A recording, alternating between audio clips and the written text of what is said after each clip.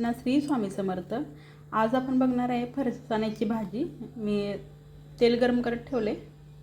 कढईत आता कांदा घालणार आहे. कांदा चांगला भाजून घ्यायचा. कांदा भाजला की टोमॅटो घालायचे. कांदा टोमॅटो चांगला भाजला पाहिजे.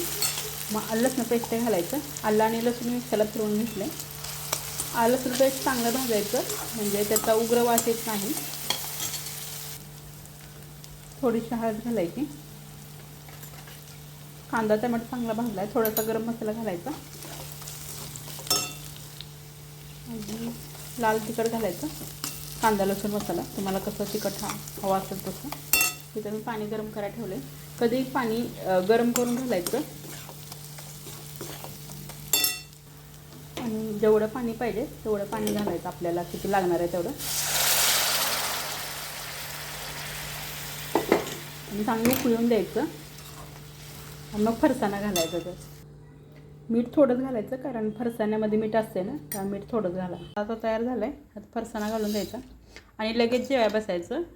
कारण थंड झालं की फरसाणा असा गिर होतो. पटकन जेवायला घ्यायचं.